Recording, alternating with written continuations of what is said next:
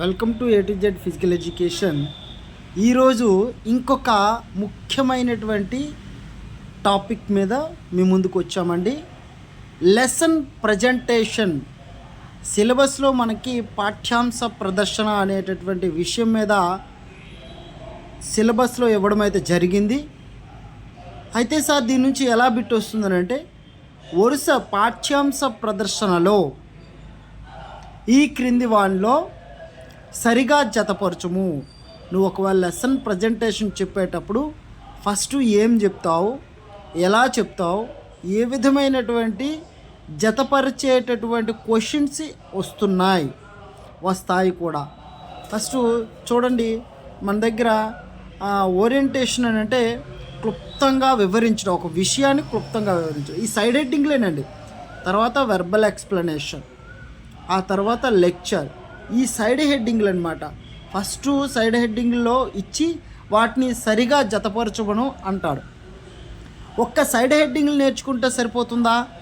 దాంట్లో కొంచెం వివరణ తెలుసుకుంటే మనం తను 360 డిగ్రీలో బిట్టిచ్చినా క్లియర్గా దాన్ని క్రాక్ చేయగలమండి.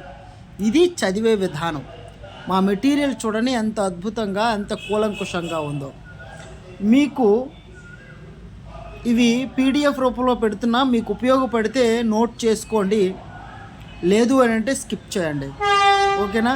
సిలబస్లో ఉన్నది మాత్రమే మేము చెప్తున్నాం, సిలబస్లో లేనిది అసలు ముట్టట్లేదు. ఓకేనా? లాస్ట్కి మూల్యాంకనంతో ఎండ్ అవుతుంది. ఇందులో 4 ఆప్షన్లు మాత్రమే ఇస్తాడు. క్వశ్చన్ అడిగే విధానంలో 4 ఆప్షన్లు మాత్రమే ఇస్తాడు. ఇందులో 9 ఆప్షన్లు ఉన్నాయి. ఏ ఆప్షన్ తర్వాత ఏది సరిగా జతపరచము అని అంటుంటాడు. ఇందులో చాలామంది పప్పులో కాలేసేటటువంటి సమయం అయితే ఉంటుంది. అంత కష్టమైనటువంటి బిట్టు కూడా. ఎందుకనంటే దేని తర్వాత అంటే మనకి సపోజ్ రెసిటేషన్ అని అప్పచెప్పుట ఇస్తాడు, లేక ప్రదర్శన ఇస్తాడు, లేక వెర్బల్ ఎక్స్ప్లెనేషన్ ఇస్తాడు, లేదు అని అంటే ఓరియంటేషన్ ఇస్తాడు. ఓరియంటేషన్ అనేసి మనకు ముందుగానే తెలుసు. ఫస్ట్ ఓరియంటేషన్ క్లుప్తంగా వివరించడం, లాస్ట్కి మూల్యాంకనం చేయటం తెలుసు. మధ్యలో ఉండేటటువంటి ఆప్షన్స్ ఇస్తే మనం కన్ఫ్యూజ్ అయ్యేటటువంటి అవకాశం ఉంది. కాబట్టి దాని గురించి అంటే డిమాన్స్ట్రేషన్ అనగా దాని గురించి 2 వాక్యాలు మనం తెలుసుకోవాల్సిన బాధ్యత అయితే మన మీద ఉంది.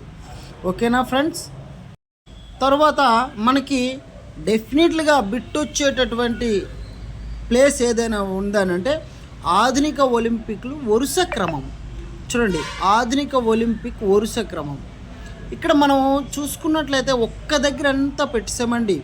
1896 నుంచి మళ్ళీ 2024 వరకు కూడా మీకు స్పష్టంగా ఒక దగ్గర ఇవ్వడం జరిగింది.